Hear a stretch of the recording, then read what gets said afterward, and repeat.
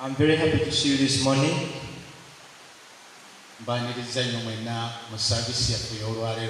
welcome all of you in our service for today. God is good. In all seasons, God is good.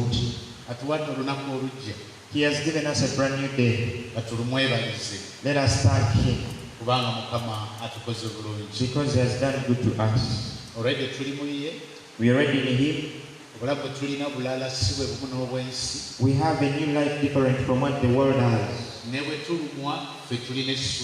Even when we get pain, we have hope. Even when we die, we have hope. Let's thank Him. Our Father, you God. The whole universe is yours. We've come today to thank you and praise you. Thank you for the brand new day. Because it is you who lets us to see every day. We thank you for the sun. There is nobody claiming for it. It is only you who provides light. We thank you for the breath of life. Science has some other authority over others, but the breath is yours.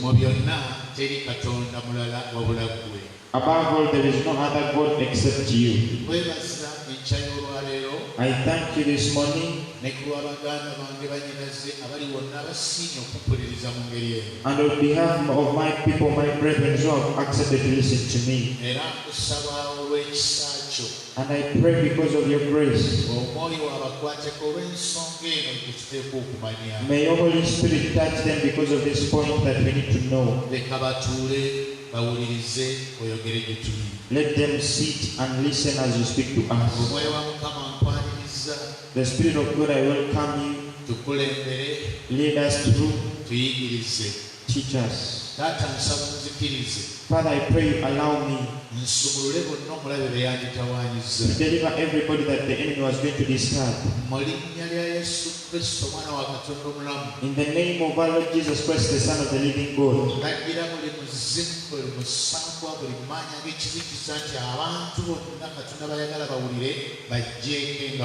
I pray in the name of Jesus Christ that every demon, every ghost should depart from every man who is supposed to listen to this message.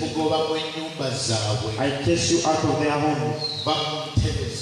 I evict you out of their sofa sets. I evict you out of their life. I chase you out of their children. Let them hear to the word of God. Father, I thank you for delivering your children, for the message that you have unto us this morning. Friends, I welcome you so much. We don't have any issue. If God has given us the day, let us celebrate it. I am now in Matthew 24. Back. I want us to be keen of one word. It is in verse 6. But for us to have a clear understanding, we're going to begin from verse 3 and we go downwards. And we shall analyze only one word. David said one word is enough for a wise man. Verse 3 I say, and as he had sat upon the Mount of Olives, the disciples came unto him privately, saying, tell us when these things will be, and what shall be the sign of thy coming, and of the end of the world.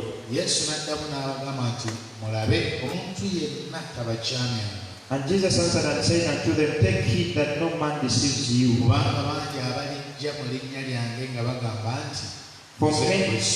For many shall come in my name, saying, I am Christ, and shall deceive many. Verse 6. And you shall hear of wars and rumors of wars. See that ye be not troubled. For all these things must come to pass, but the end is not yet. Now which one do we have to analyze here? In verse 6. And you shall hear of wars. And now I want to speak about hearing. The essence or importance of hearing. The purpose or essence of hearing. The reason as why you are meant to hear. Surprisingly, he's telling us to hear of wars and rumors of wars and many more. In these latter days, one of the great things that we need is hearing.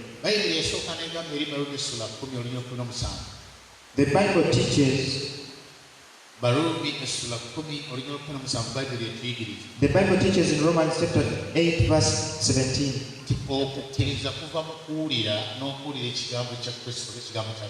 Romans chapter 10 verse 17 that faith comes from hearing and hearing by the word of God. And there is another kind of hearing in the last days that is unavoidable. For he says you shall hear of wars and rumors of wars. When we are hearing things that are cause trembling, wars that are called war in nature, kingdoms rising against kingdoms, nations rising against nations, when they are not good, people rising against others. He says you must hear of them.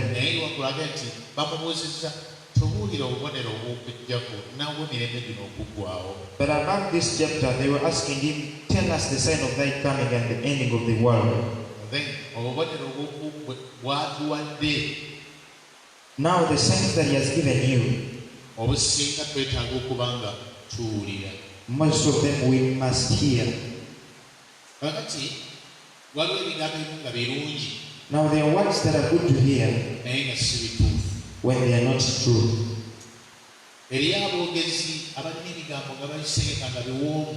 There are speakers who analyze and prepare their message very well and it's sweet to hear when they are not right. When you hear them, they are sweet to hear when they are not right.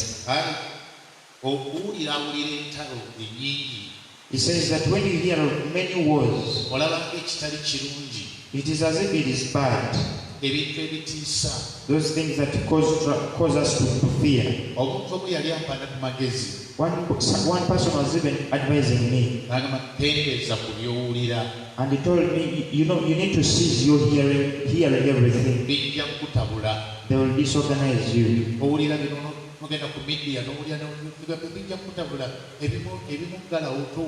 No, don't hear. When you hear too much, they will confuse you. Don't hear. I think you see, you are hearing some nice advice. It's a requirement in these latter days. We need to hear. Our ears must be open to what is going on in the world.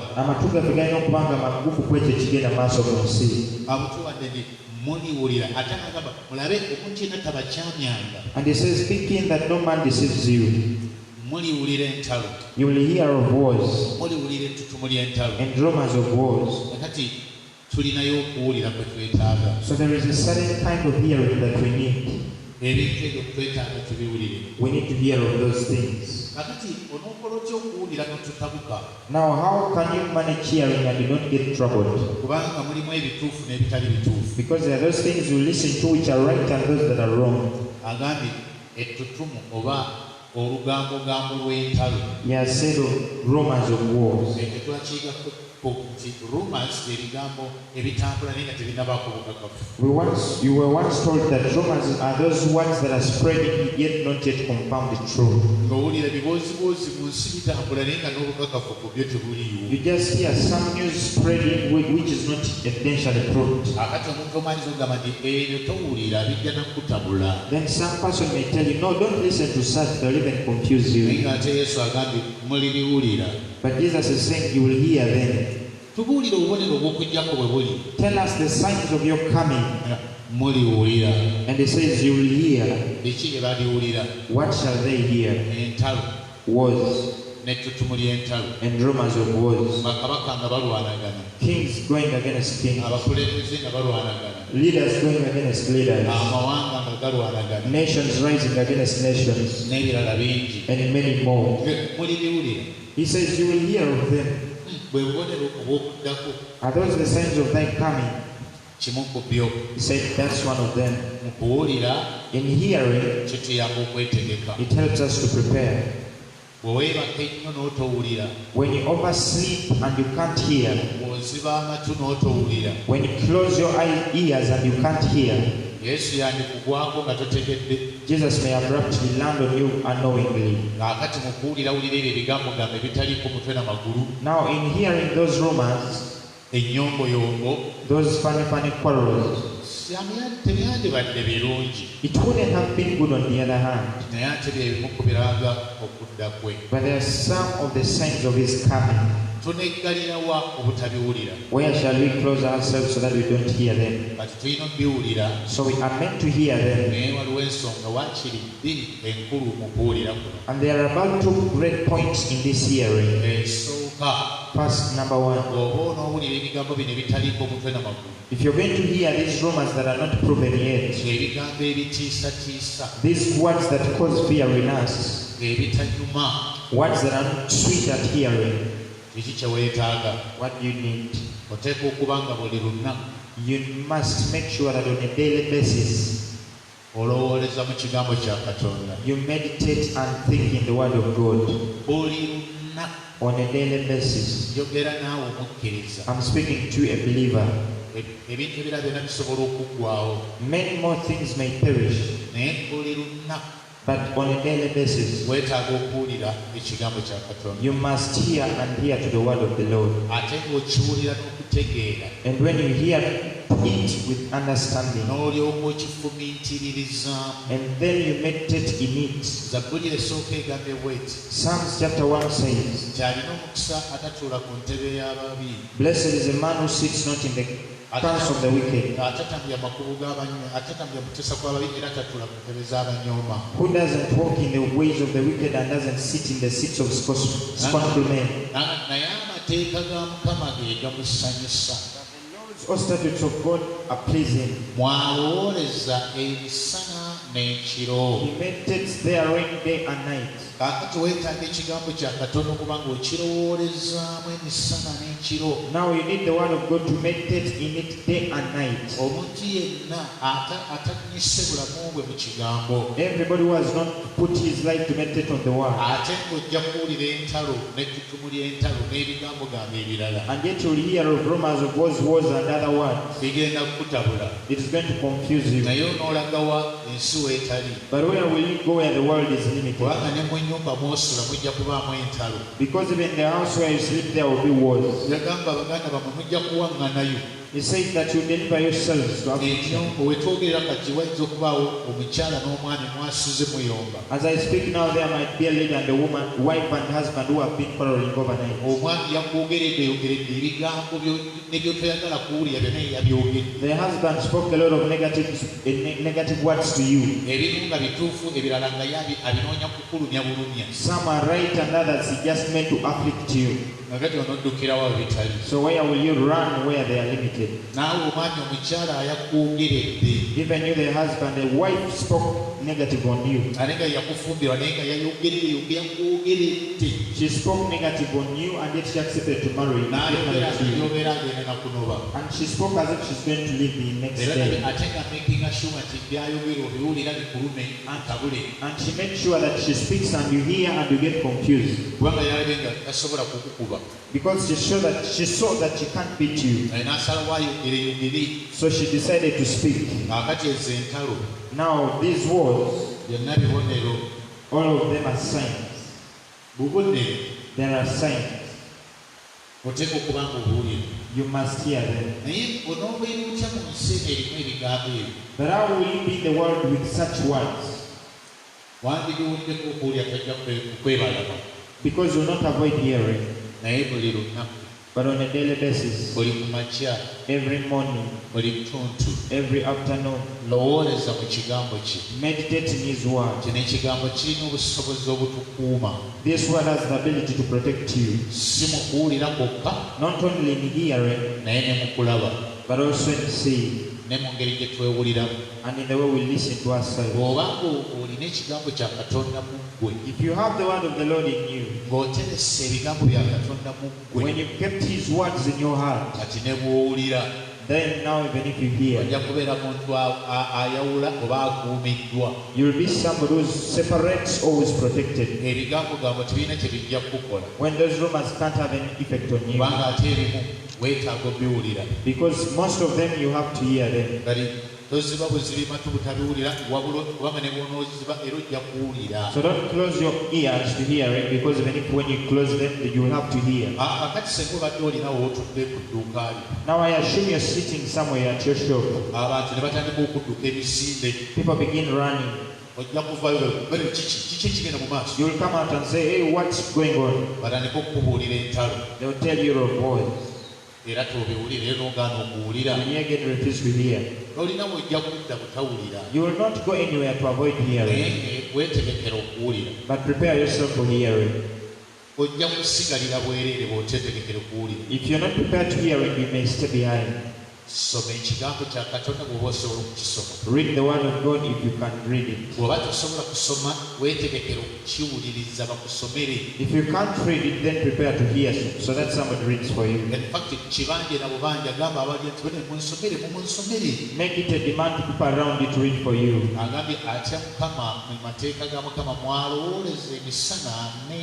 The Bible says, he who fears the Lord meditates in the word of God day and night. So the word of the Lord makes you wiser. The word of the Lord strengthens you. You will be dressed in the world that is full of rumors and other certain words. But again, you remain focused and you will not change. So we are meant to hear. Because there are signs to show that our Lord is coming. I want to take you in Luke chapter 12. It is also concerning about these last days. And you will see the essence of hearing. When you're not sleeping, but when you know what is going on. Luke chapter 12. From verse 35. For it says, let your loins be guarded about and your lights burning.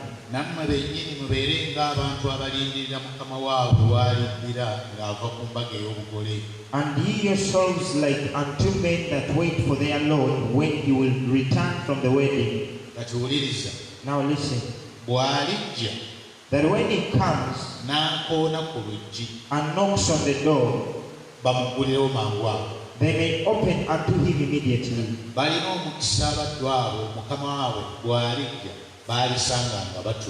Blessed are those servants whom the Lord, when he comes, shall find them watching.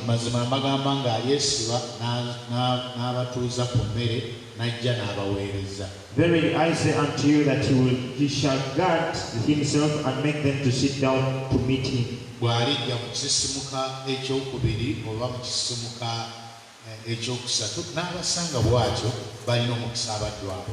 And if he shall come in the second watch or come in the third watch and find them so, blessed are those servants. Mukama annyonnyola ng'obudde bwakiro. Our Lord is explaining about a night time. Mu kisisimuka kyakuna oba kyakusatu. In an awakening of about second or third. N'agamba nti bw'alijja. And he says that when he comes, asoose kuwa amagezi n'agamba muteekemu amattabaaza zibenga zaaka. He has told them to make sure their lamps are burning. Kubanga agenda kujja mu kiro mu ttumbi. Because it's going to come very in the night hours. Kano ke njagala mu kudda kwa Mukama waffe. That is what I want about the coming of our Lord. Bw'alijja. That when he will come, n'akoona ku luggi. you will have to knock on the door. Awo kati nga weebase. Now what if you're sleeping?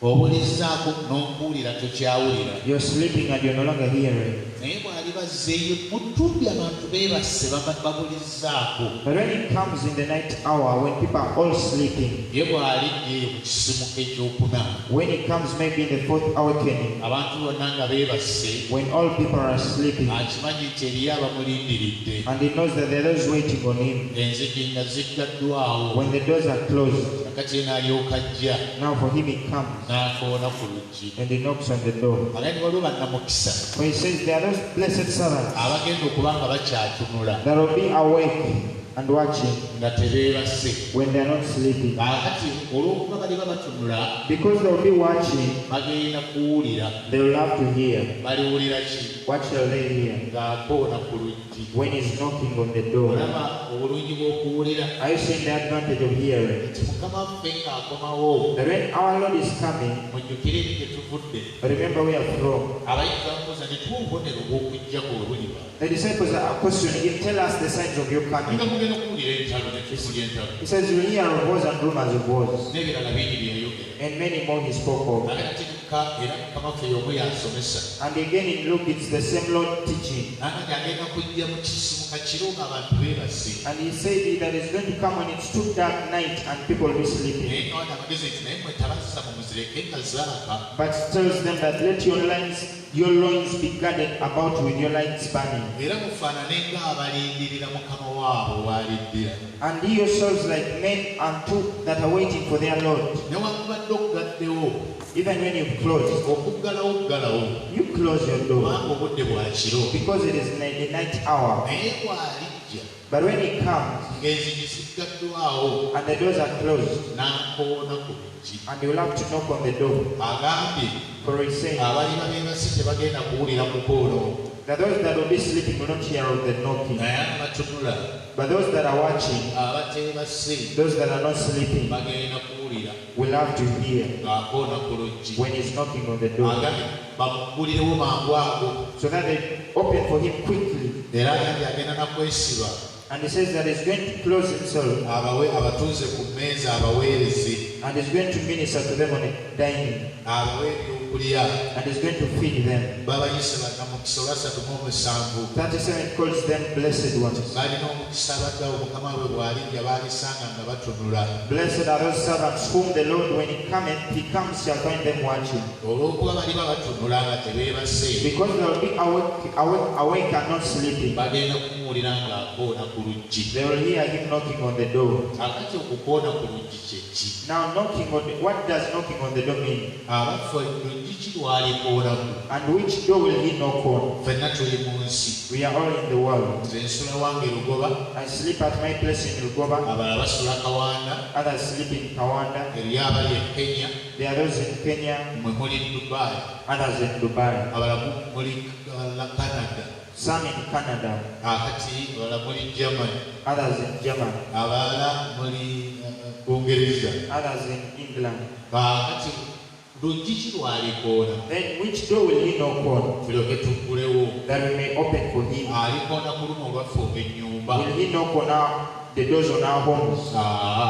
Absolutely no. naye munda muffe But inside us, mulimu oluggi there is a door olulabika okuba nga luggale. that seems to be closed now. naye ate nga tuwulira.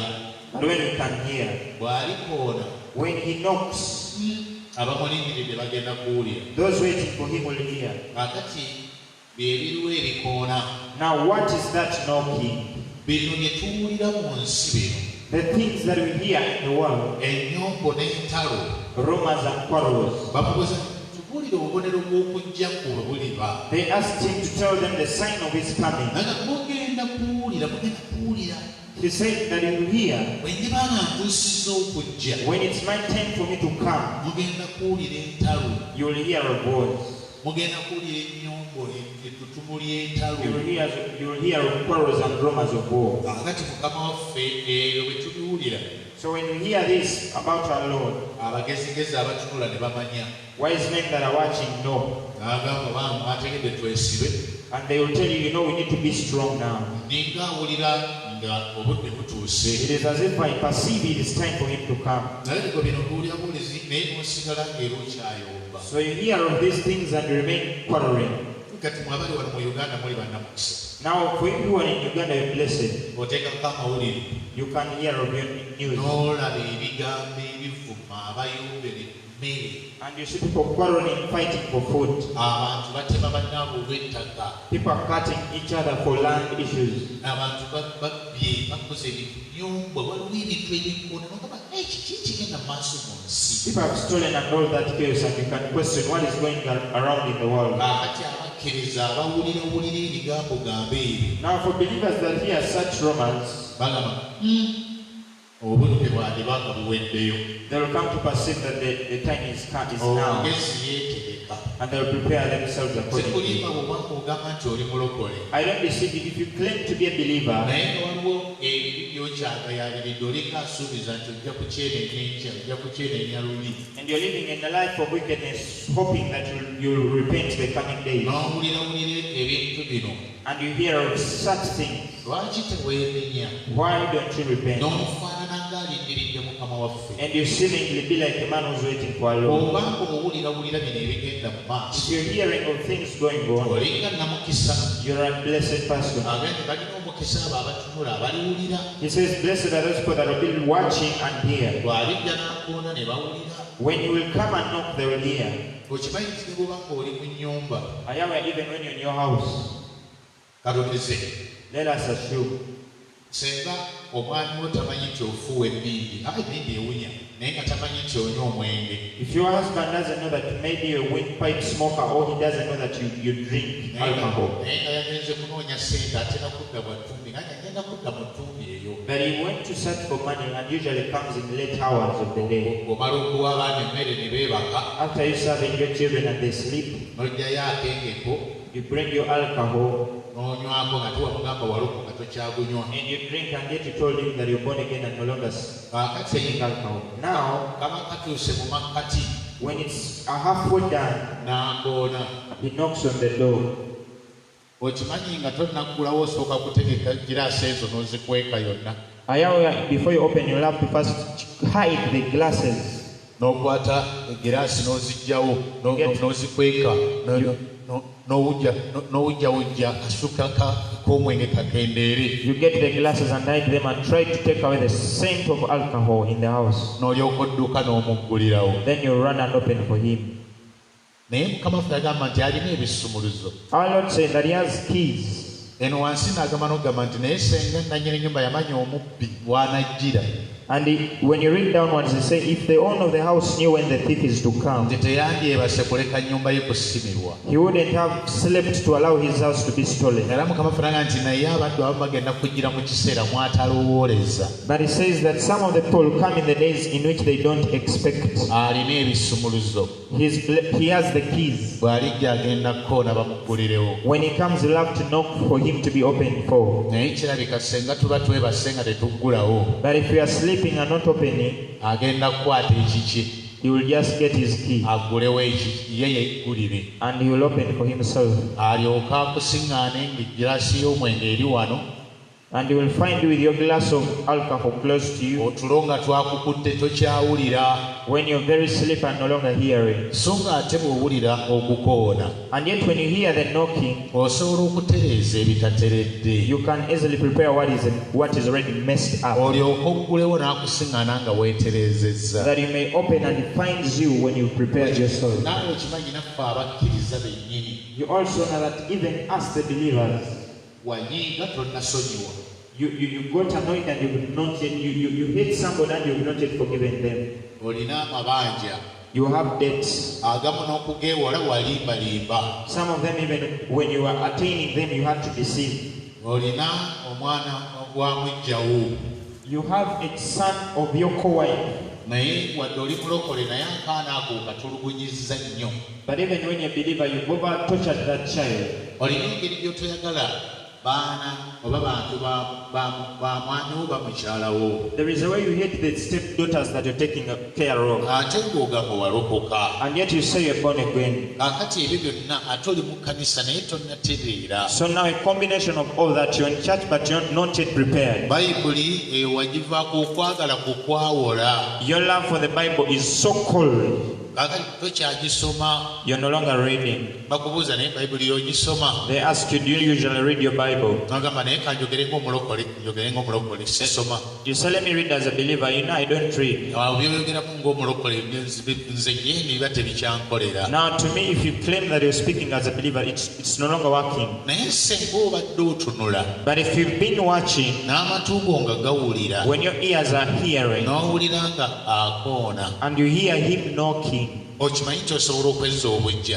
where you can renew your soul. N'ogamba alabika asembedde. And you say, you know, he could be around now. N'otandika okusoma Bayibuli. You begin reading your Bible now. Eyava ku kusaba n'owezza obujja n'otandika okusaba. You had abandoned prayer, you resume praying. Abadde tannasonyiwa n'osonyiwa. You who's unforgiving, you become forgiving. Tuyomba enkya n'eggulo. We always quarrel day and night. Nze ndi mulokole.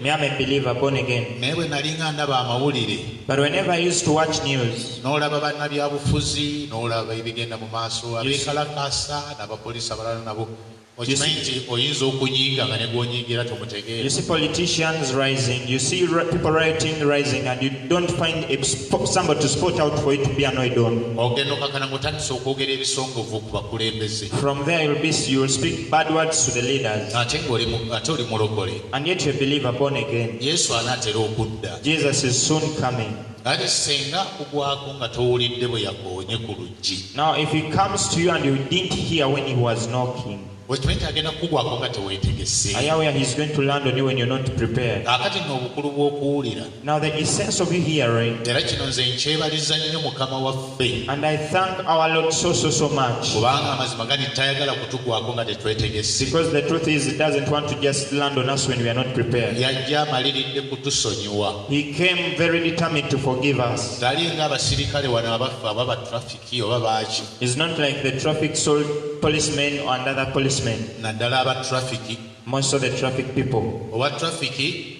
When the traffic personnel, akimanyi nti baatugaana okuvuga sipiidi. he knows that you're limited from driving and overspeed. Naye agendera ddala w'amanyi nti wano baagaana okuvugawo sipiidi. But he goes to a place where they limited overspeeding. Ate ne babeera mu kakoona nga tebabalaba.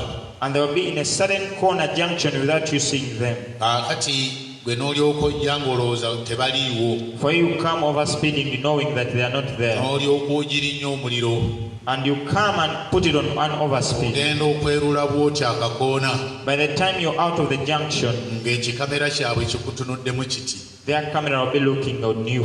Ogenda okukendeeza sipiidi nga nnowa. By the time you reduce the speed, you're wasting your time. Nga baawanise dde omukono bakuyimiriza. They've already risen up their hand stopping you. Okaana kwewoza afande mbadde sidduka. You'll begin, I've not been overspeeding. Akusembereza kamera. And he will bring a camera close to you. N'agamba labayo bw'obadde ovuga. And he will tell you, see what you've been driving. N'olabira ddala number plate n'emmotoka nga yeeyiyo. You'll see the number plate and the car, you own them. Ne bw'oba togimanya nga n'okalaba kati awaze sipiidi z'obadde ovuga. And he will show you the speed, according to that speed meter, your speed that you've been driving. Baba n'abasirikale bakuteegera ogwe mu nsobi batere bakukwate. Their aim is for you to land in a mistake so that they arrest you. naye mukama ffe tali bw'atyo. But our Lord Jesus is not like that. Ayagala nnyo akugweko nga teweetegese. He doesn't just want to surprise you, to land on you when you're not prepared. Kyavanga ndi bwe ndiba nzija ŋŋenda kukoona ku luggi. That is why he says, when I'm coming, I'll have to knock on the door. Otera olwane ku bunafu bw'okyalina. That you may fight out that weakness that is in you. Essimu zaatufuukira essimu. Phones are like phones. Media ofuluma n'ogenda n'olambula ensi yonna, n'olambula bamalaaya, n'olambula abaseegu, n'olambula biki ku ssimu yo. On your phone you can search or anything, prostitutes, pornography, all those things. N'okemebwakemebwa we noli mulokole naye naawe n'owulira ng'oswadde. You believe and you also feel a lot of shame on you. Naye yagala Yesu akugweko nga teweetegese. But you want Jesus to land on you unprepared. Kaakati ekimu kye yatuwa ekituyamba obutatugwako nga twetegese. So one of the signs that he gave us so that it doesn't land on us in a surprise way kuwulira is hearing. Agamba bw'alijja n'akoona ku luggi. He says when he comes and he will knock on the door. Akantu ako oluggi luggale. The door is closed. Naye n'akoona ku luggi. And we'll have to knock on the door. Amakulu nti oweereddwa omukisa ofukamirewo enenyenenye ebyo byonna by'obadde okebera ku masimu. The essence is you've been given an opportunity to repent over those things you've been watching on your phone. Otereze embeera yo obadde otulugunya omwana w'abalu. You've been torturing your stepchild and you have to repent over that. Akaseera ng'owulidde akoona. When you've had somebody knocking, weetereze. Please prepare your soul. Akati bwe bukulu bw'okuwulira. That is the responsibility or essence of hearing. Ne bamubuuza nti tubuulira akabonero k'okujjako kale bakatya. They ask him, please tell us the sign of your coming. How shall it be? Muliwulira. He says, you will hear. Mugenda kuwulira entalo. You will hear of wars. Mugenda kuwulira ettutumu ly'entalo. And rumors of wars. Akati ebyo ng'obiwulidde. And now when you've heard of those, bikukoonerako. there will be knocking on your door. Ate kati waliwo ate n'ensonga endala. And there is another point also.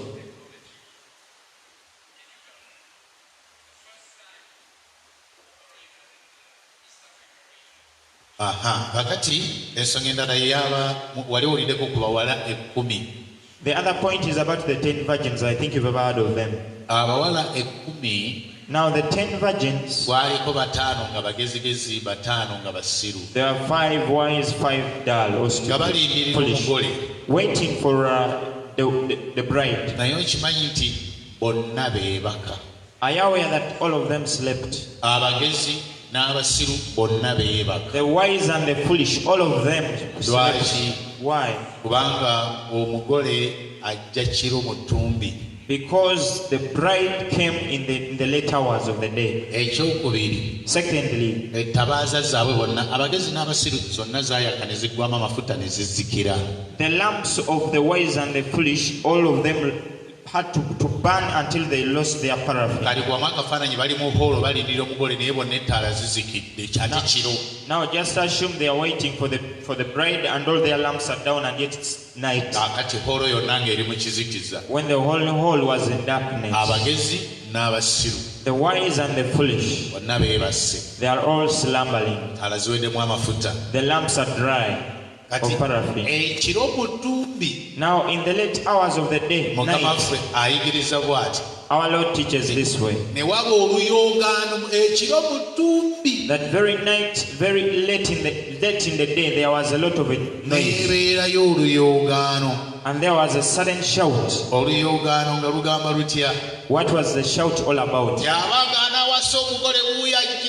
That the one who's going to marry the bride is coming. What if you're too deep in your sleep and you can't hear? Yet there is a big shout that somebody who's going to marry the bride has come. When you're too deep sleeping and you can't even hear. But the good thing is, these virgins had. That is the importance of hearing. Even when you're sleeping, even when there are things that are missing, when the lamp is down, there is no paraffin in. But hearing helps you to awaken. And when you awaken, you see things that are missed. When there is a dark when there is a big darkness when you're all sleeping. Kakati obukulu bw'okuwulira Now the importance of hearing bukuyamba okugolokoka helps you to awaken, n'ofunayo akadde akatereeza ebitateredde. and you get time to arrange things well that are Era missed. kino ekiseera ky'owulira nga mulimu entalo n'ettutumu ly'entalo ebintu bingi nnyo n'ebyo badde osoma mu Bayibuli kati bitandise okutuukirira. When you see the realities, there is a lot of rumors of wars, and even the realities of the Bible now have come into fulfillment, some of them. Nze mpulira nga Mukama waffe akoona ku luggi. I perceive our Lord is knocking on the door. Nze mpulira ng'oluyoogaano. I hear a sudden shout. Ebyo bayise olugambo lw'entalo olwo luyoogaano. That rumor of war is a shout. Bano bagamba tusaba biliyoni 16 tulwanyise enzige. People are asking for about 15 billion to fight against locusts. Abalaba beekalakaasa mwatutadde mu kampu ya karantini eya covid tugivuddemu tetulina mmere bayomba. Others are quarreling.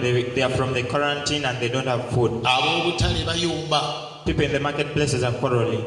Abakenya bakaayanye nti ate batuwadde emmere erimu obutwa. People in Kenya are quarreling that the food they gave them is poison. Oluyoogaano lungi All that noise, naye otekukuba ng'oluwulira but you must hear osobole okugolokoka that you may awaken otereeze ettabaaza yo and prepare or repair your lamp. gizzeemu amafuta Refill it with paraffin eddemu eyake. that it may burn once again. Era abo kati we twawukanira abagezi n'abasiru. And that is the only difference between the foolish and the wise. Omu yambuuza nti amafuta kye ki? Somebody asked me what is all about this paraffin. Ennaku zino bwe boogera ku mafuta omuntu ategeera mwoyo mutukuvu. These days when people talk about the anointing, people know that it's the Holy Spirit. Naye bwe weetegereza obulungi amafuta teyali mwoyo mutukuvu. But when you're too analytic, you come to discover that the paraffin was not the Holy Spirit.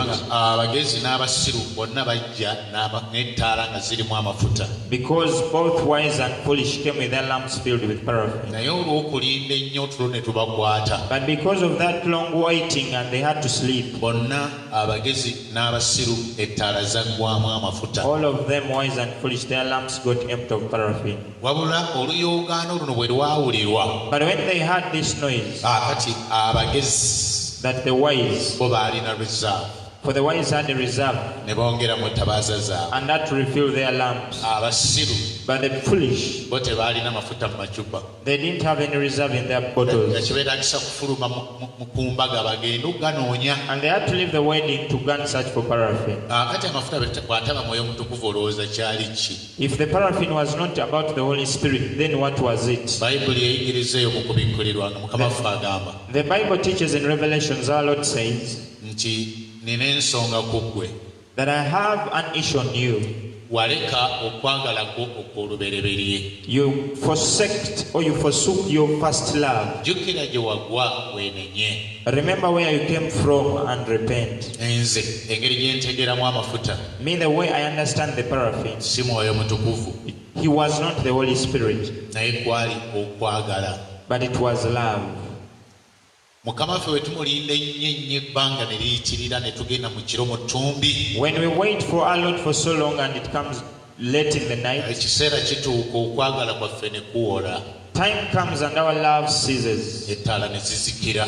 and the lamps get down. Eyali asaba oluusi nga tokyasaba. He who was praying, they are no longer praying. Eyali anyiikirira okuŋŋaana nga kati tokyakuŋŋaana. People who are fellowshipping are no longer fellowshipping. Edda wali obuulira ku njiri n'ogenda ebweru kati wabivaako. You used to go and preach the gospel door to door, but you're no longer doing so. Jjukira bwe wasiibanga Remember the days when you used to fast so much. kati ekyo wakivaako. You abandoned that. Oli walambulanga ku banno n'olambula n'abalwadde. The other days you used to go and pay a visit to your friends and the sick. Ebbugumu lyonna lyakugwako n'ozikira babbu. All that love became a cold and you're no longer doing Kati so. senga owulira oluyoogaano Now if you hear of this shout, abalina amafuta mu reserve and people who have their paraffin in their reserve, beebo bagenda jjukira gye waggwa weenenye. there are those that are hearing the message of repentance to Looza repent, obujja okwagala kwo.